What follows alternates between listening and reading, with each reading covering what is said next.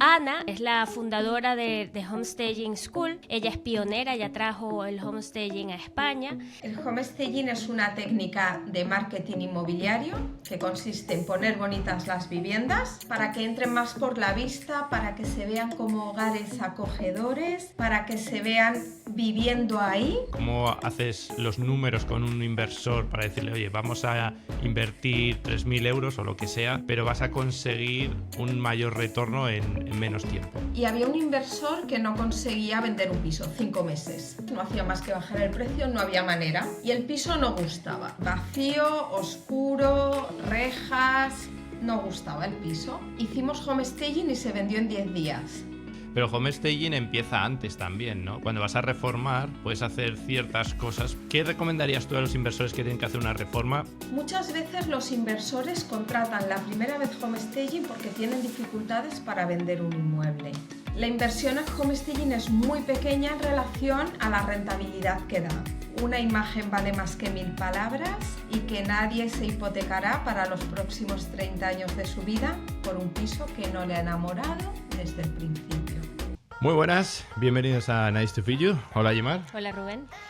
Bueno, antes de empezar con el episodio os vamos a decir una cosa que muchos estáis preguntando.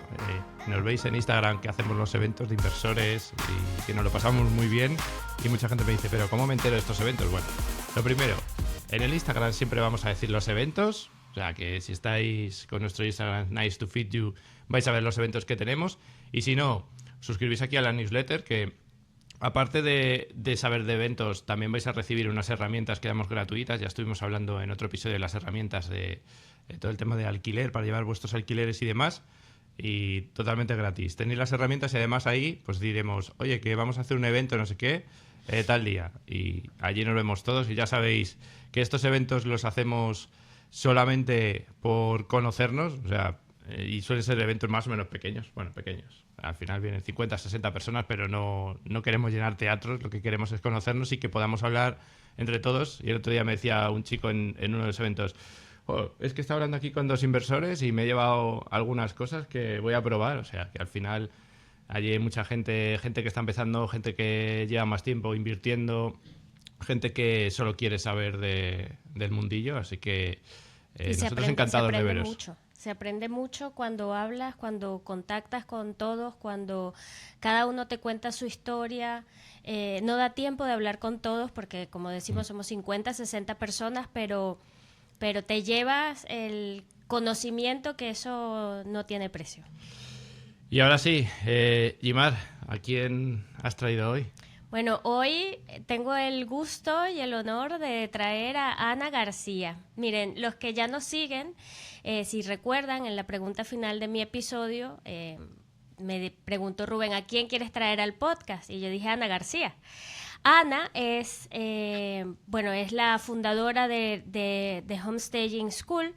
Ella es pionera, ella trajo el homestaging a España, pero además de su experiencia en homestaging, tiene una historia de esas que nos gustan a nosotros en el podcast, porque es una historia de emprendimiento, es una historia de reinvención profesional, y hoy vamos a pedirle a Ana que nos cuente todo eso por lo que pasó y cómo llega de ser licenciada en Historia del Arte, ¿no? Y diseño, a lo que es hoy una empresaria referente en el mundo del homestaging. Y bueno, le sacaremos algún tips también para nuestras inversiones. Bienvenida, Ana. Gracias. Muy buenas, Ana. Pues nada, yo no te conocía personalmente, pero Yimar sí que me ha hablado mucho porque como ella hizo el curso contigo en tu escuela de homestaging, pues yo ya te conocía nada más de oídas, pero bueno, hoy te vamos a exprimir un poquito para que nos cuentes, sobre todo para los que somos inversores inmobiliarios, por qué tenemos que usar el homestaging o qué nos va a dar, aunque bueno, yo como tengo a Yimar cerca ya lo sé, pero para los que están ahí fuera, ¿no? Que vean el valor que tiene el homestaging, que no es solo poner las cosas bonitas. Pues nada, vamos a empezar un poco. Cuéntanos esto que contaba Yimar, ¿no? De licenciada de Historia, ¿cómo acabas en el mundo de homestaging y montando una escuela de homestaging a nivel estatal? Bueno, yo me licencié en Historia del Arte, pero después hice una segunda carrera de 4 años que es diseño de interiores. Entonces por aquí me viene. Yo desde pequeña siempre me apasionó el diseño de interiores y hice la carrera en la Escuela Superior de Diseño de Valencia, son 4 años de arquitectura interior, y mientras hacía la carrera era aquella época del boom y yo trabajaba en un estudio de arquitectura. Era ese momento que había tanto trabajo en diseño, todo esto, que no necesitabas haber acabado la carrera para tener trabajo. ¡Qué envidia! Sí, fue, bueno, el boom. Había mucho trabajo en arquitectura, en diseño. Yo trabajaba haciendo los planos en un estudio de arquitectura antes de haber acabado, y también con un coste alto porque era ya la segunda carrera que hacía, fue 9 años en la universidad. Historia del arte lo descarté y tenía ya que trabajar y estudiar, ¿no? O sea, también fue duro, aunque me apasionaba, pero bueno. Al acabar me fui a vivir a Brasil y al volver, no volví a Valencia, que es mi ciudad, donde había estudiado todo, sino que fui a Barcelona porque había más oportunidades en diseño y ahí empezó la crisis. Aún no se hablaba, pero ya se notaba. Entonces estuve trabajando en otro sector que no tenía nada que ver, la cosa se fue alargando. Vi que en arquitectura, en reformas, ya no había trabajo. Luego explotó la crisis, pero los que nos dedicamos a esto la sentimos años antes. Y bueno, pues un día apareció en mi vida el homestaging, que era un concepto que yo conocía a través de unos chicos franceses que lo habían traído de su país, también en Barcelona. En Madrid ya habían unas holandesas que también lo habían traído de su país. Y la verdad es que pensé que como interiorista tenía una oportunidad aquí. Me empecé a fijar en las inmobiliarias y dije, ostras, qué mal que presentan los pisos. Al final no era qué mal que los presentan, es que directamente, tal y como están, van y hacen las fotos con el móvil y ya está, sin ningún tipo de conciencia sobre cómo se debería de presentar el producto inmobiliario. Vi que hacía falta fotografía de interiorismo, fotografía profesional y diseño. Y también me di cuenta en ese momento, era hace mucho, empezaban las redes sociales, me di cuenta que esto como profesional del diseño, que esa no era manera de presentar el producto. Y ahí vi la oportunidad y empecé.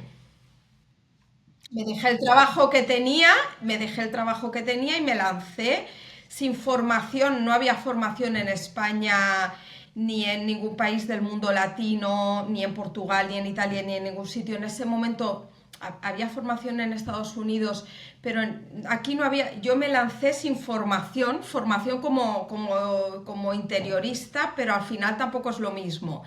Y fui aprendiendo sobre la marcha un poquito como diseñadora de interiores y un poco también por como sentido y lógica de cómo hay que presentar un producto que sale a la venta.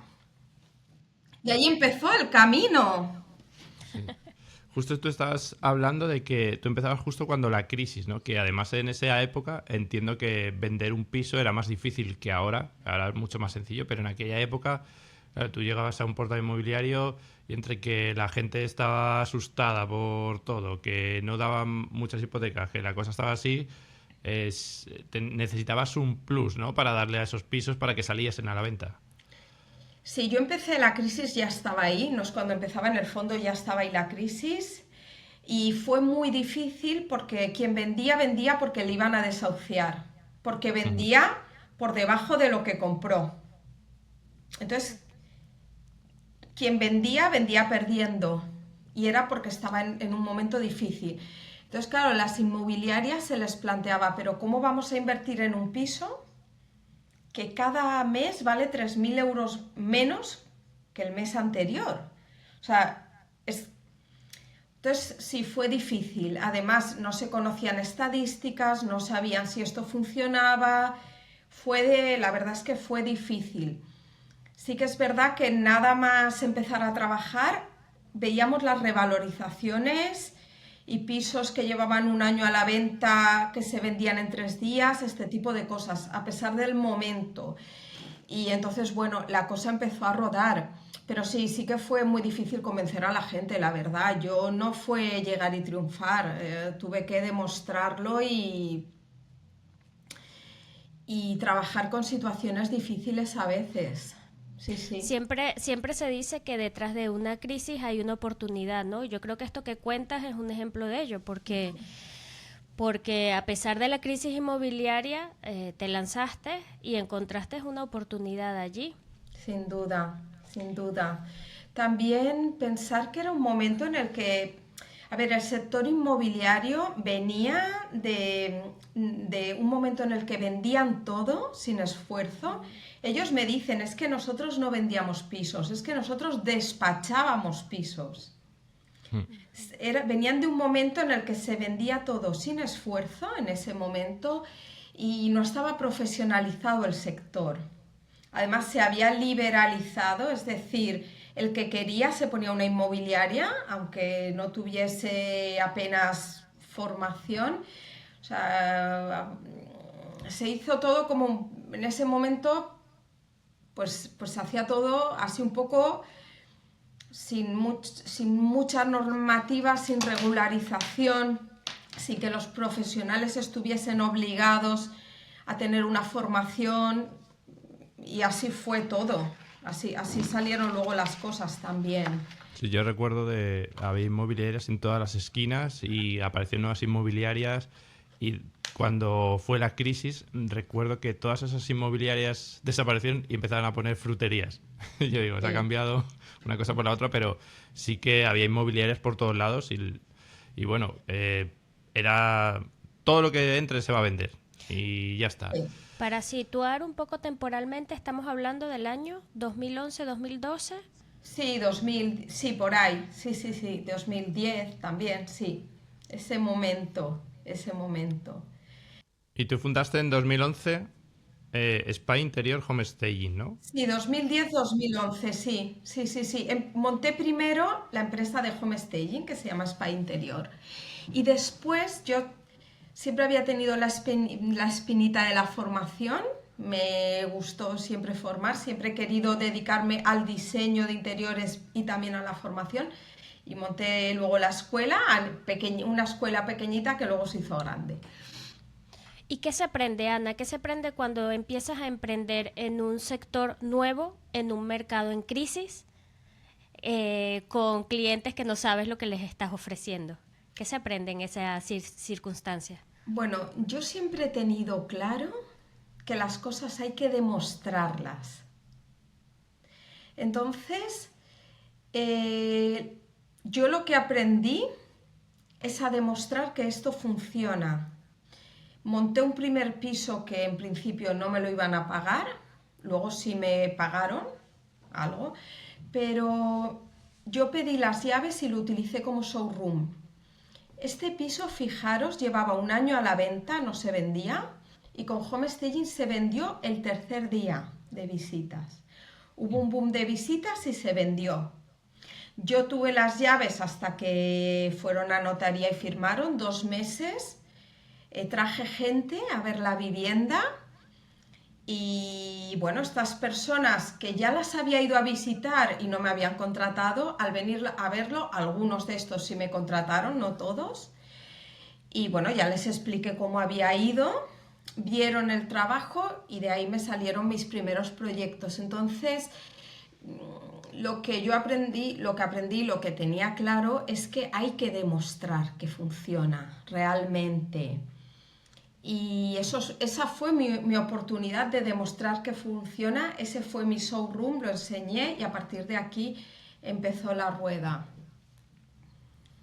Sí, porque supongo que meter un nuevo producto en un mercado que además va a la baja, lo que decías tú antes, ¿no? De cómo le voy a decir yo a alguien que apenas puede vender que gaste más dinero para vender. Y es el valor, y luego hablaremos un poquito más de esto, el valor que aporta el homestaging, que no es solo un valor de ponerlo bonito y ya está, sino que hace que el valor percibido y que, o sea, lo que tú ves muy oscuro y no sé qué, no lo compras, pero lo ves ya con eso, con más bonito, más cálido y tal, ya te entra de otra manera, ¿no? Porque la primera impresión cuando entras a un piso sobre todo para vender, que sea la casa de alguien, tiene que enamorarte en cuanto entras. Pero a mí me gustaría saber cómo, ¿qué le decías tú a las inmobiliarias? O sea, ¿cómo llegabas tú a una inmobiliaria y le decías esto antes de tener tu showroom?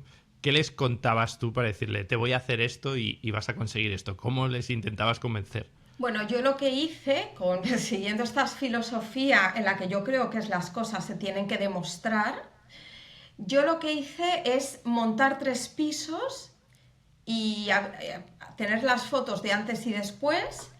Un piso fue mi propia casa, otro un piso de una conocida que me prestó que se mudaba, y luego en casa de un amigo hice ciertas partes de su casa. Entonces yo lo que tenía en un iPad, bueno, con estos ejemplos me abrí mi primera página web y tenía un iPad donde estaban los ejemplos de antes y después, ¿vale? Entonces estos ejemplos de antes y después se veían lo que decía, la diferencia entre antes y después, ¿no? Incluso había gente que me decía, pero no es el mismo piso. Decía, sí es el mismo piso, fíjate bien, es el mismo piso, lo que pasa es que parece otro, ¿vale? Después de pintarlo, después de arreglarlo, todo lo demás. Entonces yo les decía, prueba con uno, vamos a hacer la prueba con uno y ahí ves si funciona o no funciona. Que funciona, me sigues contratando, que no funciona, no me contratas más. Entonces, bueno, hay que demostrarlo. Y, o sea que hiciste un poco de puerta fría, por llamarlo de alguna forma. Sí, hice Claro. puerta fría, sí. ¿Cuántas Sí. inmobiliarias tocaste hasta que alguien te dio el primer sí?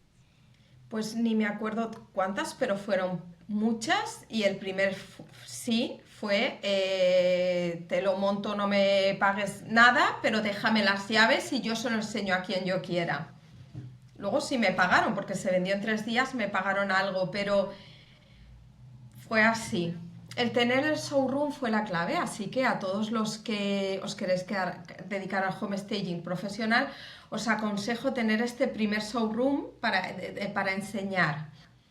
Yo he visto el piso que hizo Gimar aquí, suyo propio, el antes y el después, y bueno, a la vista salta el cambio, ¿no? Pero aquí sí que me quería meter yo un poco de abogado del diablo, ¿no? Yo que soy inversor inmobiliario y siempre intentamos mirar los números fríos, la rentabilidad y todo eso, porque claro, no es lo mismo si estás haciendo comprar, reformar, vender, que si lo que quieres es alquilar, ¿no? ¿También haces homestaging para a la hora de alquilar poder subir ese alquiler? ¿Cómo haces los números con un inversor para decirle, oye, vamos a invertir 3.000 euros o lo que sea, pero vas a conseguir un mayor retorno en menos tiempo? A ver, yo en los números del inversor nunca me he metido. Es el inversor el que tiene su Excel y hace sus números. Cuando hacemos en alquiler, sobre todo lo que se hace es un relooking, es un lavado de cara en cocinas y baños, un cambio de pavimento, este tipo de cosas. Pero lo que estamos haciendo mucho más que eso son apartamentos turísticos, ¿vale? Si el apartamento está mucho mejor decorado, yo tengo la experiencia por uno propio, se triplica facturación. Yo tripliqué la facturación en uno en el que invertí yo misma, ¿vale? Y luego estamos haciendo también mucho para un boom que hay ahora con el alquiler temporal, ¿vale? Si quieres ganar mucho más dinero y tener mejor perfil de inquilino, el producto tiene que ser más bueno. De hecho, una empresa de alquiler temporal de Barcelona me decía, mira, vamos a hacer proyectos de homestaging, porque nos estamos dando cuenta que hay pisos que no se alquilan y otros que se alquilan y la diferencia es la estética, ¿vale? Por el mismo precio hay pisos que no se alquilan apenas y otros que siempre están llenos y son los que son bonitos. Entonces, bueno, esto hay que probarlo también, pero la homestayer no se mete en los números del inversor, es el inversor el que hace los números. O sea, Ana, que lo bonito vende, ¿no? Porque eso es una discusión que tenemos. A mí que me importa que sea bonito, lo bonito vende, lo bonito alquila. Vende. Mira, os voy a contar una anécdota. Yo estoy montando muchos pisos, lo que más bajos, o sea, bajos comerciales reconvertidos en vivienda. Claro, son bajos, tienen rejas, tienen poca luz, no se concibieron en su día como una vivienda, sino como un local comercial, y a veces cuesta cambiar la sensación esa de local comercial. Y había un inversor que no conseguía vender un piso, 5 meses. La inmobiliaria no vendía, 5 meses, no hacía más que bajar el precio, no había manera. Y el piso no gustaba. Vacío, oscuro, rejas, no gustaba el piso. Hicimos homestaging y se vendió en 10 días. Y me lo dijo, me dijo, mira, dice, todo lo que haga vamos a hacer homestaging. Dice, porque es que se ha visto, claro, era un piso que no le gustaba a nadie, no gustaba. Y después de hacer homestaging, ponerlo como un hotel, ponerlo bonito, fotografía profesional, sentir que es un hogar. Dice, es que pasó de no gustarle a nadie a gustarle a todo el mundo. Pero ese piso no le gustaba a la gente, pero iba a verlo, ni siquiera iban a verlo porque también las fotos no ayudaban. Sí tenía visitas, la foto era profesional y sí tenía visitas. Ese en concreto sí tenía visitas. Tenía visitas, pero luego cuando entraban no le gustaba. Exacto. Y fue a hacer el homestaging. De hecho, de ese inversor me recomendó a otros, salieron otros proyectos. También a ese hombre llegó a través de otro inversor que también me había contratado por lo mismo. Muchas veces los inversores contratan la primera vez homestaging porque tienen dificultades para vender un inmueble. Y esa es la primera vez que te contratan. Y a partir de ahí ya te coge confianza. Sí, a partir de ahí ven, hay números, ¿no? Que dicen, es que no vendíamos 5 meses, 4 meses, o no tenía visitas, o tenía pocas visitas, y hacemos homestaging, tenemos un boom de visitas y se vende. Entonces dicen, esto entra mucho más por el ojo y también acortamos mucho los tiempos. Si vendes en 10 días, tienes rápido disponible el dinero para volver a invertir.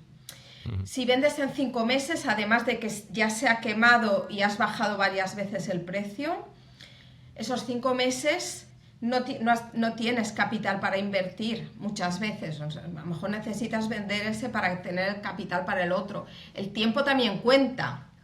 Cuenta el precio con el que vendes y cuenta el tiempo, lo que tardas en vender. Entonces, la inversión en homestaging es muy pequeña en relación a la rentabilidad que da. Sobre todo eso que mencionas al tiempo, pero yo me doy cuenta que nos hemos metido en materia sin decirle a la gente qué es el homestaging y qué le dices tú a los inversores novatos, los nuevos, no los que vienen recomendados, qué es el homestaging y por qué lo necesitan, porque es mucho más fácil digamos, hacer un homestaging, venderlo en 10 días, que esperar 5 meses, como tú dices, esperar 5 meses, sufrir 5 meses, bajarle y después hacer homestaging. Entonces, ¿cómo definirías el homestaging y qué le dirías a toda esta gente que nos está escuchando que seguramente han empezado a invertir o van a empezar a invertir para que empiecen de una vez y no esperen que pase lo peor, digamos así? El homestaging es una técnica de marketing inmobiliario que consiste en poner bonitas las viviendas, en decorarlas bonitas, para que entren más por la vista, para que se vean como hogares acogedores, para que se vean viviendo ahí y para que no digan, aquí no me cabe una cama o dónde pongo la tele. Eso es impresionante porque cuando tú tienes espacio, sobre todo los vacíos, y yo lo conté aquí cuando estuve en el podcast, ¿no? Cuando estuve yo de invitada. El inquilino de mi casa, claro, porque yo hago el homestaging, ya firmamos contrato, me llevo todo el material y entra. Y dice, ¡ah! Si yo hubiese visto esto así, yo no alquilo la casa. Porque me parece, si yo no hubiese visto que cabe el sofá, que cabe que caben las camas, yo no hubiese alquilado porque me parece pequeña. Claro. Vacío se ve todo más pequeño.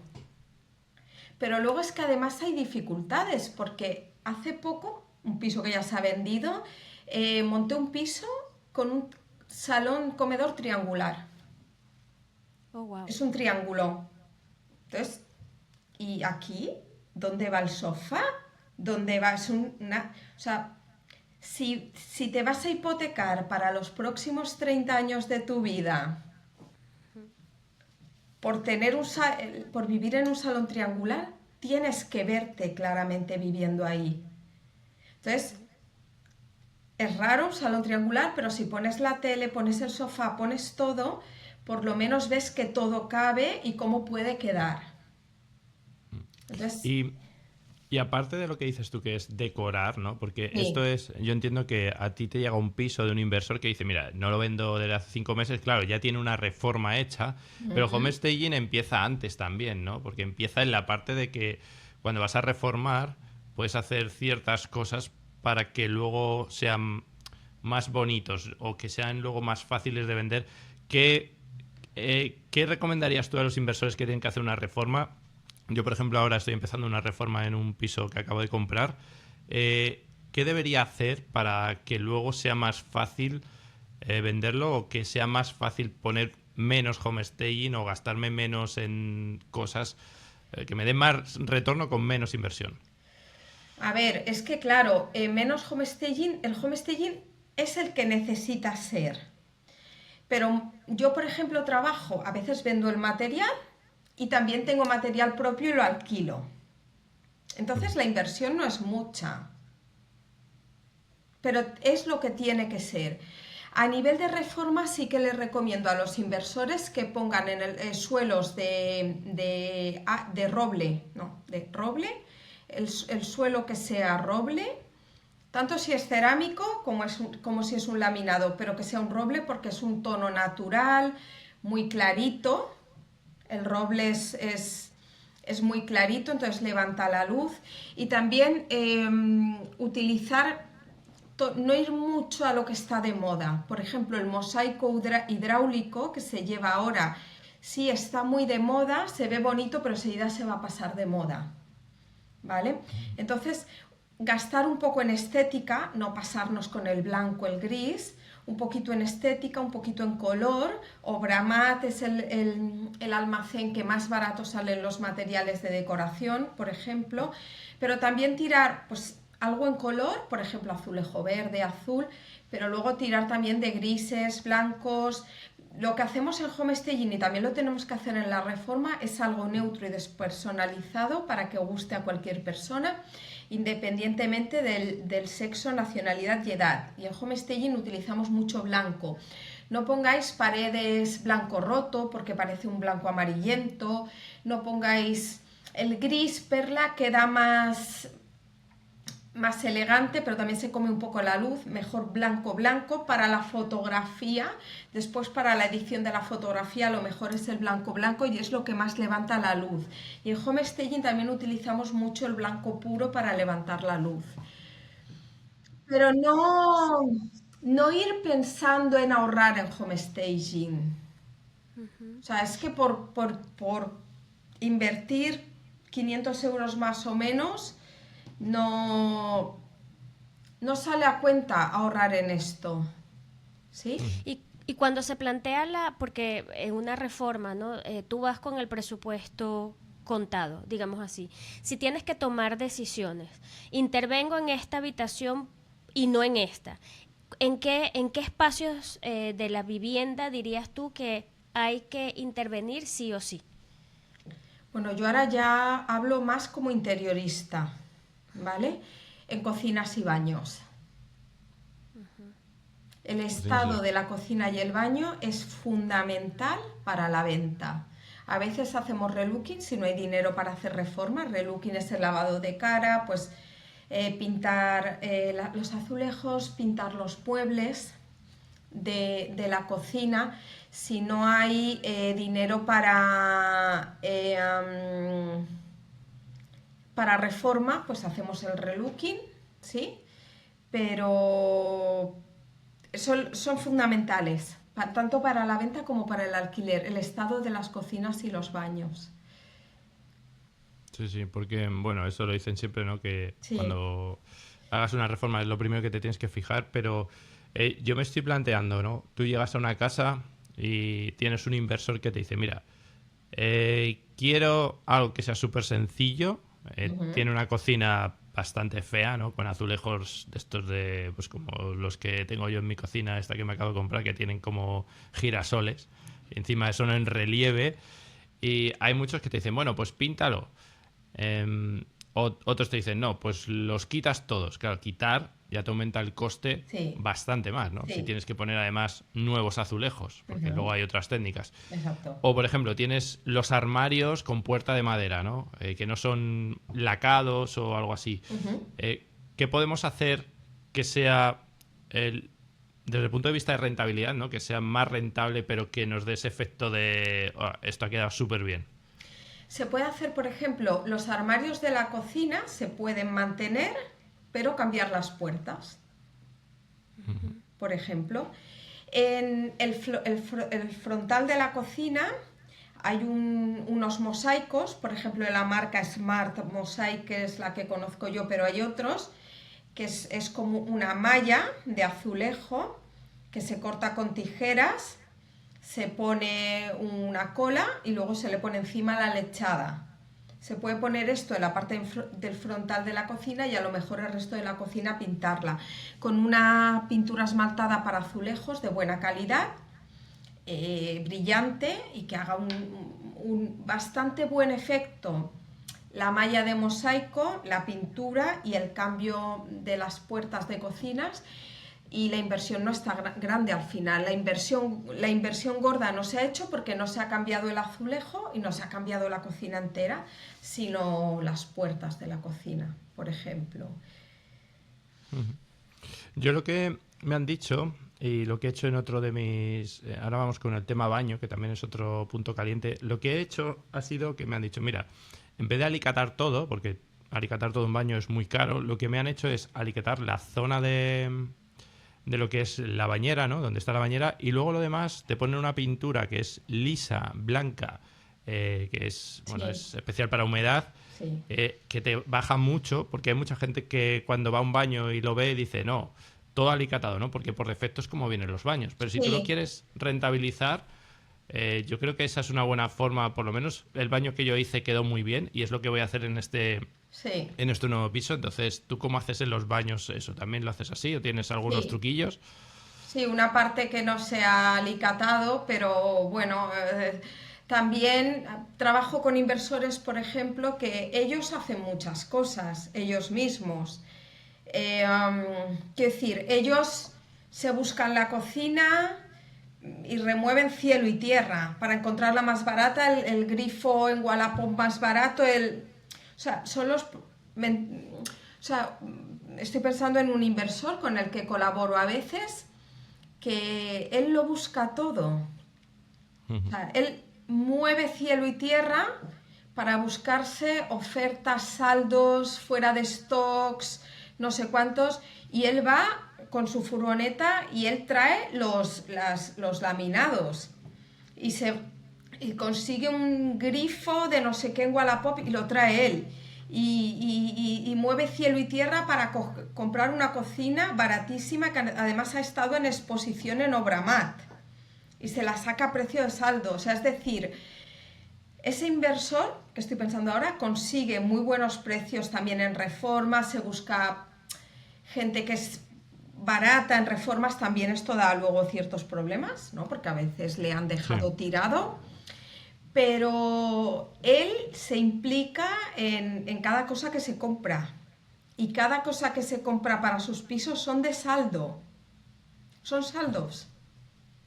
Entonces, claro, ahí hay un trabajo, mucho trabajo y también de ir él mismo a comprarlo, traerlo, su furgoneta, subirlo, no sé cuántos, pero si no, las empresas de reforma lo compran ellos, no se van a molestar en encontrar todos estos saldos, pues van al almacén y lo compran y luego le cargan un porcentaje al material, ¿vale? Entonces, si uno se lo hace él mismo, lo que son las compras, se ahorra el porcentaje que le están cargando al material y luego también se ahorra pues el que van y compran lo que sea, pero no viene todo de saldo y rebuscado. Esto es para inversores que no tengan otro trabajo. Sí, sí. Eso lo hice yo con mi piso, o sea, no busqué, moví hasta cielo y tierra. ¿Cuántos Obramat visitamos? Fuimos a todos los Obramat de Madrid, y aquí había esto y aquí esto está en rebaja, me lo llevo, pero además por AliExpress compré todo lo que es lo que va en la cocina.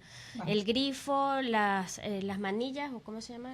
Sí. Las manillas de los estos. Y es un trabajo, bueno, la cocina la diseñé. Primero me dio la idea un compañero de nosotros, pero después todas las combinaciones de Obramat, no sé cuántas combinaciones de cocina hice hasta que conseguí la que era más eficiente, más económica, digamos, era bonita, pero era la combinación entre cajones, entre todo, que fuese lo más eficiente posible y bonito, ¿no? Porque también era una reforma. Entonces, yo soy de esa línea de pensamiento. Rubén es un poco más, yo lo delego. Dime cuánto es. Yo no tengo tiempo. Bueno, claro. Sí tengo tiempo, pero mi tiempo vale más que estarme 4 horas buscando la manilla más barata que haya o el pomo más barato. No, yo prefiero... Oye, es que a mí me cuesta... Mi tiempo vale mucho más que estas 4 horas que estoy para ahorrarme 10 euros. O sea, sí, es que claro, aquí depende. Lo que pasa es que Jimar ya lo ha hecho así y los siguientes pisos que tenga va a ser mucho más eficiente con mucho menos tiempo. ¿No? Eso sí. O sea, sí que, claro, como tú dices, Jimar, removí cielo y tierra, ojo que también que no solo es el tiempo que le dedicas, sino también la gasolina, si has estado para arriba y para abajo. Ojo, a ver si me voy a ahorrar 10 euros en un grifo, pero luego me los he gastado en gasolina. Esto también hay que mirarlo.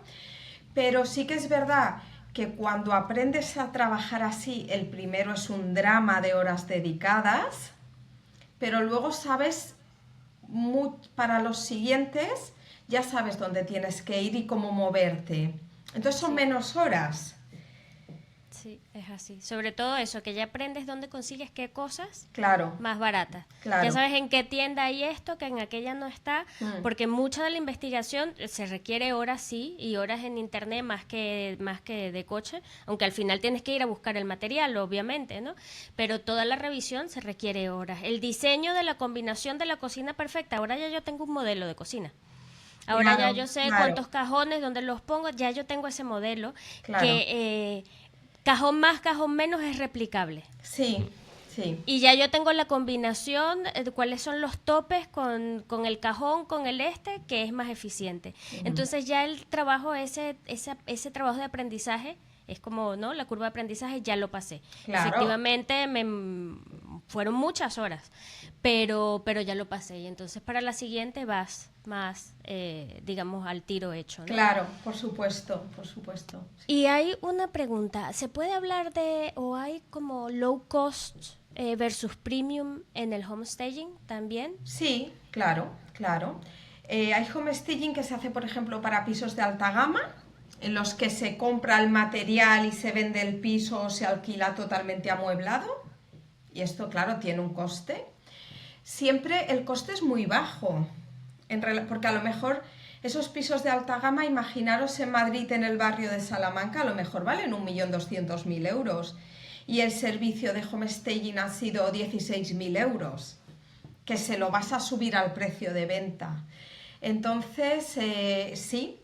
Y luego hay homestaging también pues con mueble de cartón que le alquilas al cliente y luego te lo llevas. Yo trabajo ambos servicios, vendiendo el material y precios más altos porque se compra el material y tal, pero también tengo mi propio almacén.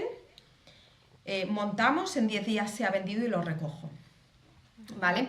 Entonces se hace con mueble real, pero por ejemplo el sofá es de cartón, pero lleva su funda especial. La mesa es una mesa plegable o un caballete, pero lleva su mantel o doble mantel, que queda elegante. Y las camas son colchones hinchables con cajas de cartón. Entonces es una mezcla entre material real y material efímero, y el resultado es espectacular. Y a mí lo que más me gustan son los números. O sea, es que me digan: Ana, hemos tenido un boom de visitas impresionante y además hemos vendido. Entonces, yo es cuando digo: ¿me puedes recomendar a otro inversor? Te recomiendan y vas haciendo cadena. Entonces sí, también tengo un servicio low cost que es para viviendas habitadas. Esto lo contratan los inmobiliarios, ¿vale? Son viviendas habitadas. Vas, haces el home staging, viven, llevo mi furgoneta lleno de material, ponemos material, fotografiamos y recojo. ¿Vale? Entonces, esto también, bueno, es un servicio bastante barato, es para personas que están viviendo, pisos que están habitados.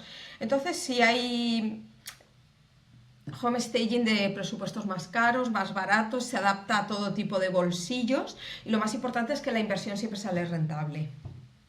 Y con quien mejor trabajamos los home stagers son con inversores, porque son clientes que repiten, Entonces es el tándem perfecto. Y las inmobiliarias te llaman también, y para particulares, pero obra nueva también se hace, pisos de obra nueva, el piso piloto de toda la vida. Además es que es clarísimo. No, una inversión, una promotora no tira, a lo mejor, con pisos que se le han quedado sueltos, que no han vendido sobre planos. Hacemos home staging y se vende todo rápido. Es muy rentable la inversión. Estamos en la época de internet, una imagen vale más que 1000 palabras. Ahora hay un boom de ventas y del alquiler, pero esto ha cogido, yo no sé vosotros qué opináis, pero esto ha cogido una curva para arriba tan exagerada que a la que la economía falle, nos podemos ver en algo parecido a 2008. Sí, muchos hablan de burbuja. Yo no creo que sea burbuja, yo creo que es más un poco de FOMO, que todo el mundo quiere invertir en inmobiliario, más que burbuja, porque no es que el precio esté disparado, sino que, o sea, se ha disparado, pero no por lo mismo que se disparó en 2008. Sí, está todo más controlado. Claro, ahora se ha disparado, no hay problema de hipotecas en principio, pero todo el mundo ahora, yo lo veo que cada vez hay más gente que quiere invertir en inmobiliario, cada vez hay más gurús que salen en internet vendiendo sus cursos de inversor inmobiliario, y yo creo que es un poco el FOMO, ¿no? No me quiero quedar atrás, yo también quiero ser uno de estos, y sí que eso hace que suban los precios, pero claro, hay mucha gente que compra cosas que no va a poder vender, porque yo he visto, el otro día hablando en la cena esta de inversores, me decía un chico, dice, yo es que he comprado un piso en un pueblo de no sé qué, bueno, un pueblo de estos perdidos por ahí del centro de Castilla-La Mancha, un pueblo de 8.000 habitantes, y me ha costado 12.000 euros. Y decía, ajá, no, porque lo he reformado, no sé qué, y lo voy a vender por 50. Y no yo le decía, bueno, claro, pero es lo que te venden, ¿no? De todo se va a vender. Bueno, o no. Y el problema es cuando no se venda eso, ¿qué vas a hacer? Porque tú habrás invertido. Entonces, yo creo que tenemos que tener cuidado, los inversores novatos, sobre todo, de no llevarse por esta ola de que todo el mundo está ganando mucho dinero con inversiones, que son pasivas, porque no tienen nada de pasivo, y de decir, yo también quiero hacerlo, que está muy bien, pero con cabeza de, oye, lo veía el otro día en un gráfico de, tenemos el donut aquí en España, ¿no? Que llaman el donut, en el que toda la población está en lo que es el Mediterráneo norte y en el centro, en Madrid, pero todo lo que hay alrededor es vacío Sí. y nadie quiere ir ahí. Entonces, si te compras un piso en Zamora, en un pueblo de Zamora, que está muy barato, dices, ¿y luego qué hago en este piso? O sea, ni Mira, homestaging ni nada. esta llamada a la responsabilidad me encanta. Esta llamada a la responsabilidad.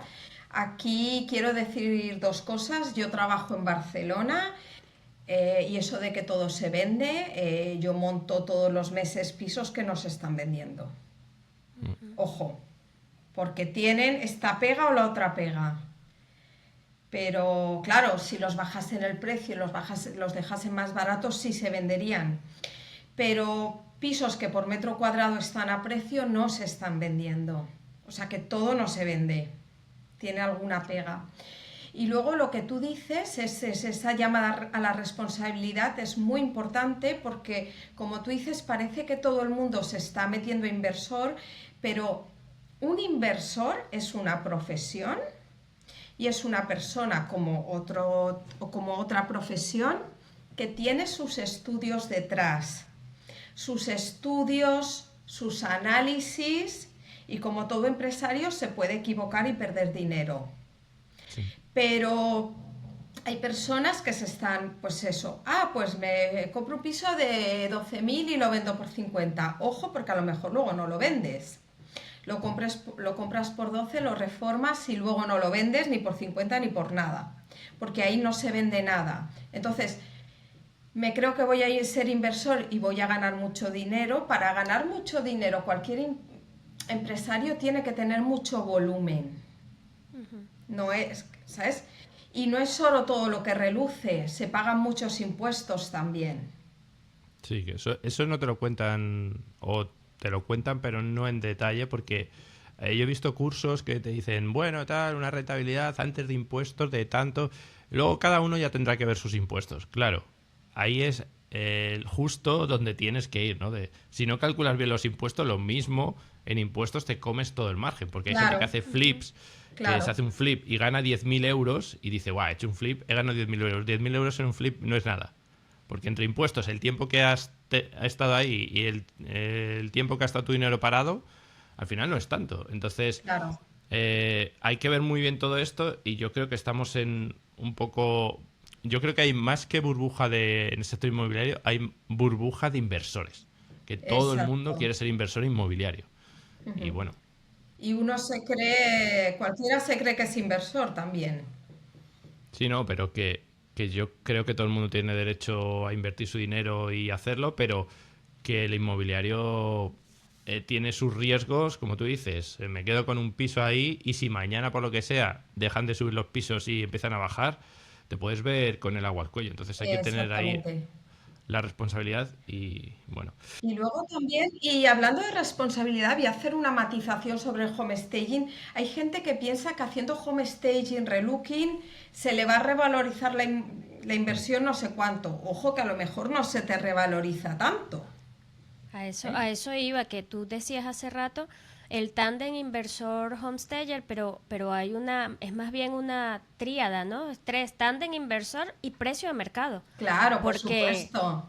Porque por encima, y ya lo mencionabas, por encima del precio del mercado, aunque tengas homestaging, no vas a vender. Puede ser suerte, puede pasar una vez, pero no se puede hacer homestaging pensando que con esto voy a meterle 100% más al precio de venta porque no es Claro, así. claro. Sí que con homestaging llegamos a un precio de venta más alto, a su precio máximo dentro del precio de mercado. Y sí, pero ojo, invierto 4.000 y le subo 40.000. A veces hemos visto que ha funcionado, pero yo no haría esos números. Yo siempre apelo a la responsabilidad, a formarse formarse y a ser realista en lo que uno puede conseguir. Y desde ahí lanzarse, porque con homestaging y con los números bien hechos en inversión vamos a ganar. Pero he visto también cuentas de explotación mal hechas, de gente que quería invertir y yo las he visto y he dicho, esto está mal hecho, aquí no te han hecho bien los números. A mí me gusta mucho la frase que dijo Jimar en la entrevista, que dijo el homestaging lo que hace es poner en el umbral más alto de venta o de alquiler tu piso, pero ya está, o sea, esto no es magia.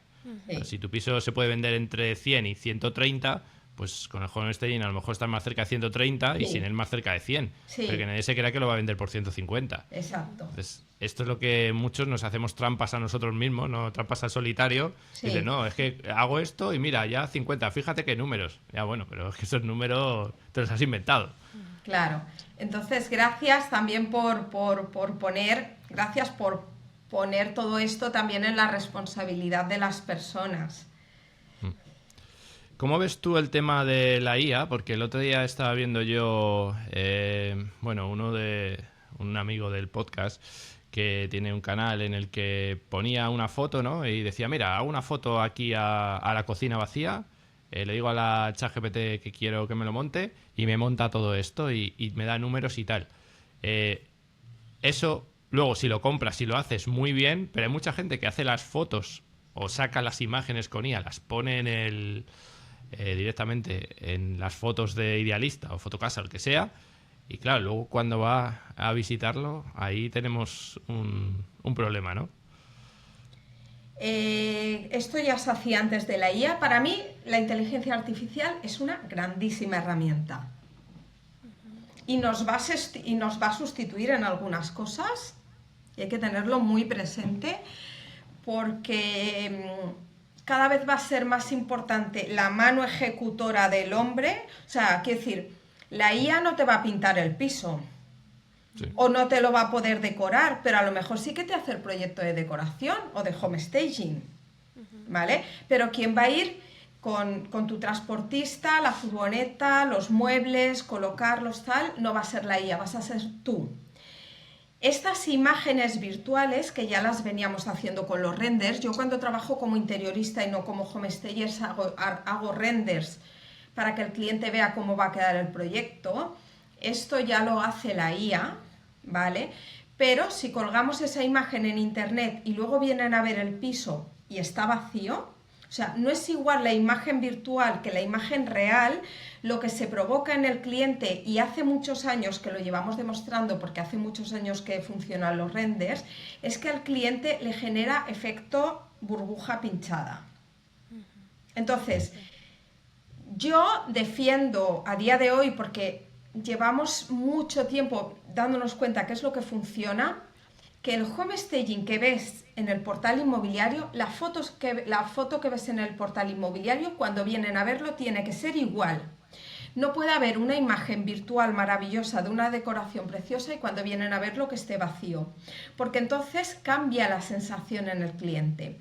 Cuando el piso está amueblado de manera real, se ve en internet así, vienes a verlo y es igual, no hay un efecto pinchazo de la burbuja, hay un efecto de, bueno, es que es igual que en la foto, no me decepciono. Entonces esto hay que tenerlo muy en cuenta. Antes de la IA ya se hicieron esos renders que salieron muy baratos en los portales inmobiliarios, pero muchos profesionales inmobiliarios me han dicho que los dejaron de hacer, de poner, porque la gente decía que engañaban. Claro, es que, y de todas maneras, el render todavía se ve como artificial. Lo que hace la IA es, yo tengo en mi cuenta de Instagram, tengo un reel donde hay una aplicación. Tú le pides cuál es el estilo de decoración, escandinavo, boho, no sé qué. Sí. Con la foto y te hace una belleza y se ve súper real. Pero eso engaña al doble porque cuando la persona va, ves las fotos con eso, hermoso, ves que es el mismo espacio porque la IA usa la foto que tú le das. O sea que el ventanal está bien ubicado todo, pero llegan y está vacío, es una decepción y es hasta un engaño, porque la diferencia entre un cliente final, o sea, la familia que está buscando su casa, un inversor es que un inversor pues no tiene la piel dura de no lo engañas y dice, bueno, vale, pero el cliente final es como, yo me veía viviendo aquí, resulta que aquí no hay nada, yo no sé si aquí cabe un sofá, ¿qué es esto? O sea, es como muy duro para la persona que va a visitar. Por eso yo siempre digo que el homestaging funciona en la visita, o sea, exacto, es allí donde la gente dice, bueno, me veo, sí, me gusta, Puedo poner un Exacto. sofá. Ya sé que me cabe y sobre todo el tema de las dimensiones espaciales que son Sí. súper importantes. Yo, fijaros, hablé hace poco con una inmobiliaria, me han encargado un proyecto de homestaging, tenían un render magnífico, pero yo no veo que quepa eso en el espacio. En el render cabe todo, pero luego vas al espacio y todo eso no cabe. Y me encargaron el homestaging y me han dicho que está teniendo muchísimo éxito y es porque no, o sea, hay que ser muy transparente. Es mejor tener 10 visitas y no 50, pero que esas 10 visitas sepan, o sea, la verdad, la realidad de cómo es ese inmueble. No 50 visitas, que un boom de visitas, que esto también tiene un coste para la inmobiliaria o para el inversor que lo está enseñando y que cuando lleguen ahí te digan que les estás engañando. Es mejor 10 visitas que les encaje de verdad con cómo realmente el piso es, si tiene luz o si no, si tiene rejas o si no, si caben las cosas o si no, y cómo caben, pero que esas 10 visitas sean buenas en el sentido de que tienen muy claro cómo, lo que van a ver, que lo que han visto en la foto es exactamente igual que lo que van a ver en la realidad. Entonces dicen que el piso gusta. Sí. Te quería preguntar ya para, ¿no? Ya vamos casi cerrando, pero ¿has rechazado algún trabajo de homestaging porque digas esto no se puede? ¿Y cuáles son las condiciones? Y también para saber cuándo rechazar un trabajo de homestaging. Yo, particulares que me llaman y que las inmobiliarias, mira, uno por ejemplo, antes he dicho lo de los 40.000 euros, estaba pensando en este señor, la inmobiliaria le está diciendo que vale 40.000 menos. Y él quiere hacer homestaging, no relooking ni reforma, solo amueblarlo con material, para subirle 40.000 más. Y ser honesta, y porque no quiero que una persona se gaste el dinero en una cosa que no le va a funcionar. Me gusta ser honesta, decir la verdad, y no se puede conseguir invirtiendo 4.000 una revalorización de 40.000 si no hay reforma, ni relooking, solo por amueblarlo, sí. Esos son motivos por los que digo que no. Vale. Y hay una digamos, característica o algo que me gusta de tu trayectoria profesional, y es que tú llegas al mercado, te lanzas con el homestaging, no tienes ninguna formación, creas tu empresa y empiezas o formas el homestaging School para dar información. Eso Sí. es, en pocas palabras, que estás creando tu propia competencia. Bueno, a ver, matizo una cosa. Me lanzo y sí tengo formación, porque hice la carrera de diseño de interiores son 4 años, hice la carrera superior en diseño de interiores son 4 años, entonces no me lanzo sin formación, me lanzo con formación, pero no específica de homestaging, sino de interiorista. Sí, Eso. creo mi propia competencia. Mira, me encanta esta pregunta, porque la competencia es buena. Es decir, si una persona sola hace homestaging, nadie le va a contratar. Pero si empiezan a haber muchas inmobiliarias, inversores, promotores que hacen homestaging con distintos profesionales, se expande. Algunos hacen homestaging porque se ven obligados porque su competencia lo está haciendo. Esto también pasa, o sea, hay quien lo hace porque tiene la visión y ve que revaloriza, y hay quien lo hace porque su competencia lo hace y lo necesita hacer. Por ejemplo, un promotor inmobiliario me contrató porque me dijo, es que no estoy vendiendo los pisos de obra nueva y mi competencia tiene hecho el piso piloto y los está vendiendo. Y por eso me contrató, pues ver que la competencia lo hace y le funciona. ¿Sí? Y bueno, sí, esto, la competencia es buena, que se difunda, que mucha gente lo haga, que se conozca y que funcione.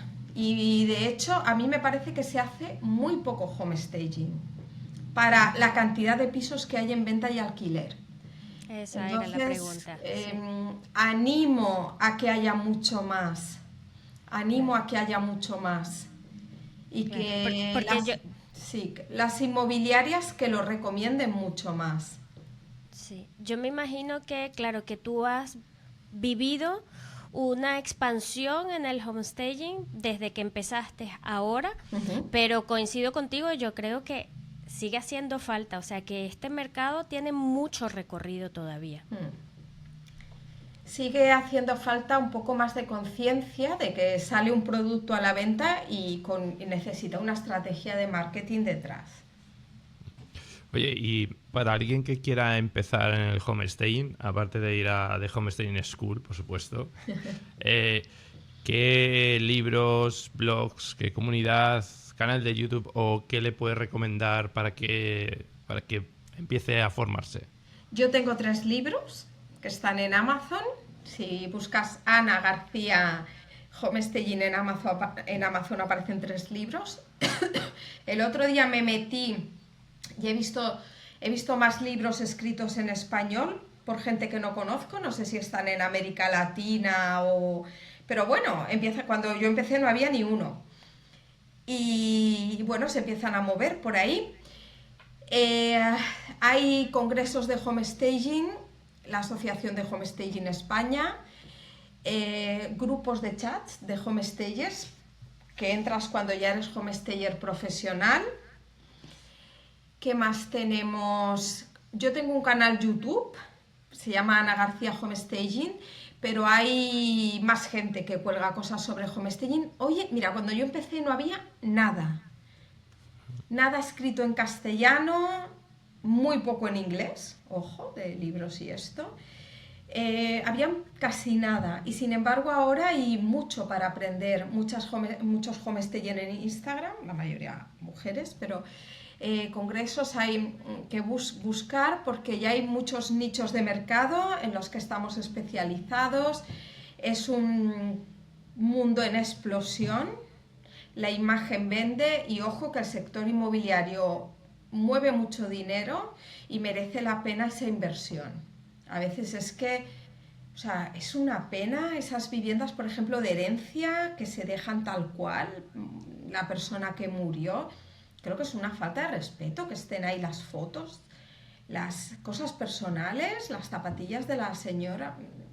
Hay muchas oportunidades y creo que la clave está en que las inmobiliarias, que son las que tienen contacto con particulares, con inversores, con promotores, son las que más fuerza tienen para hacer esta expansión. Así que hago un llamamiento desde aquí a los compañeros inmobiliarios para que tengan en cuenta que antes de vender o alquilar hay que hacer un trabajo de marketing, de puesta en escena y que el propietario lo agradece y lo necesita y también está en juego su propia marca como empresa. Yo acabo de comprar justo un piso de herencia que tú comentabas ahora.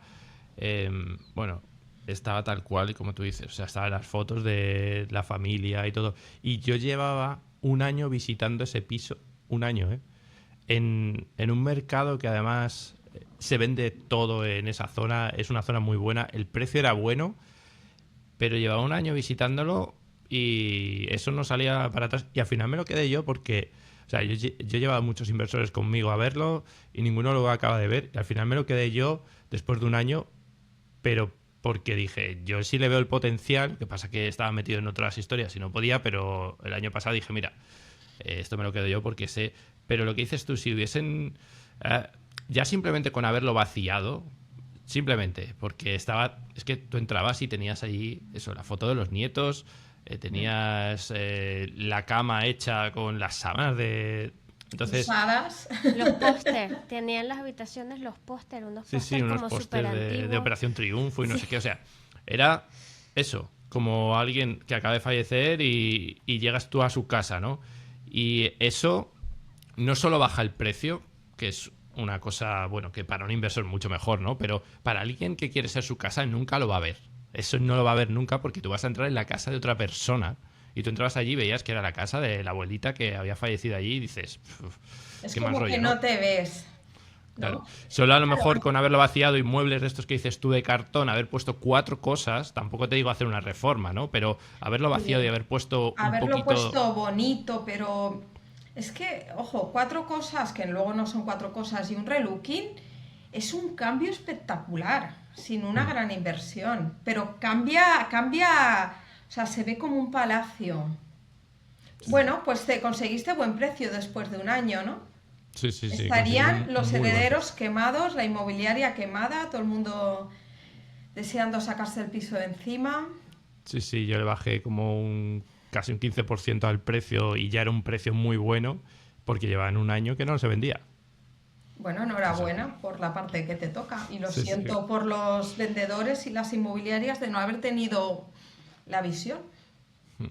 Por eso es que, o sea, yo creo que hay que poner al lado, sacar del lado oscuro a las inmobiliarias, que todavía hay muchas que les cuesta verlo. Y cuando he hablado con algunas, me dicen, no, pero es que yo hago los retoques digitales. Digo, eso no es homestaging, eso no es suficiente, ¿no? Eso. Entonces todavía falta un poco esa labor de, si se quiere, evangelización con respecto al homestaging.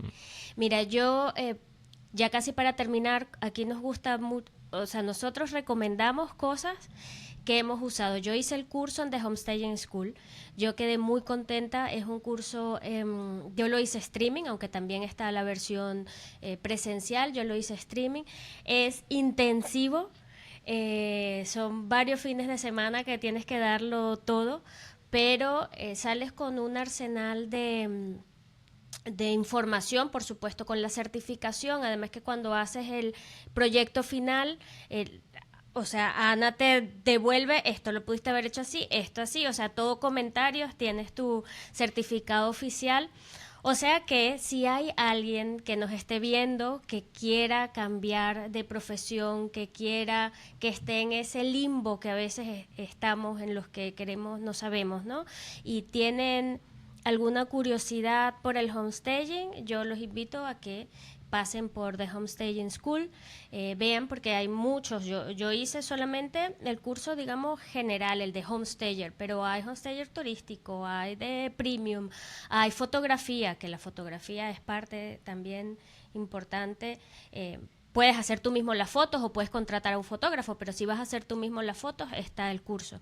Hay toda una, ¿cómo se dice? Una secuencia, un acompañamiento completo a la vida profesional del homestager. Entonces, como hemos hecho aquí en otras, esto no es patrocinado, esto es servicio público nada más. Tenemos a Ana aquí de invitada, pero vale la pena a quien esté interesado en entrar en este mundo que se pasen por la web de la escuela. Muchas gracias, Gimar, encantada de todos los que quieran venir. Dejaremos ahí tus web, tus redes sociales y todo para que el que quiera, y ya como decimos, esto lo hacemos porque Gemma lo hizo y doy fe que ha servido muy bien porque yo vi el piso terminado con los muebles de cartón que para montarlo tela, los mueblecitos de cartón esos, pero quedó súper súper bien. Bueno, como última pregunta, Ana, la última pregunta que tenemos siempre en este podcast, que es ¿a quién te gustaría que trajésemos aquí? ¿Quién crees que nos puede aportar algo más, no solo de homestaging, sino de cualquier tema? Pues mira, me encantaría, no sé si va a poder o no, a Víctor Sáhara, que es el profesor de fotografía de la escuela, para que hable de la importancia, o sea, seguir con esta línea de la imagen, de la estética. El homestaging se remata con la fotografía y que explique un poco cómo hay que hacer una fotografía de interiorismo, todo lo que se puede aportar para ya salir al mercado con éxito. Los fotógrafos inmobiliarios y homestagers vamos de la mano y creo que además es muy buen conferenciante Víctor. Bueno, habla muy bien. Pues te voy a pedir que me pases sus datos y ya lo contactaré. Muy bien, pues muchas gracias. Nada, gracias a ti, Ana. Y bueno, si quieres decir aquí, ya hemos dicho tu canal de YouTube, en Instagram también es Ana García, entiendo, ¿no? Homestaging. Sí, tengo, en Instagram hay 2, yo después os paso, si queréis, donde me podéis seguir. Y lo que sí que tengo que decir es que una imagen vale más que 1000 palabras y que nadie se hipotecará para los próximos 30 años de su vida por un piso que no le ha enamorado desde el principio. Y quien diga lo contrario miente. Así que vamos a por todas, vamos a por todas. Vamos también a ponernos al nivel del norte de Europa, por favor. Que tampoco nos lo hemos inventado esto aquí. Sí, sí. Pero bueno, ya sabes que todo llega un poco más tarde a España. El caso es que llegue y que los inversores lo vean y que se den cuenta que poner un poquito más de dinero, lo metes en tu Excel, que te va a bajar muy poquito, pero a lo mejor consigues subir mucho rentabilidad, ya sea de alquiler o de venta y nada, que estos son números. Si eres inversor y si va a ser tu casa final y se la quieres vender a un particular, necesitas, como dices tú, ¿no? Que le enamore cuando entre y diga, wow, esta casa, pues me gustaría vivir en ella, ¿no? Y que sea todo más fácil la venta. Pues muchas gracias, Ana, por tu tiempo, por acompañarnos. Muchas gracias a vosotros por darme la oportunidad. Gracias. Adiós. Chao. Adiós.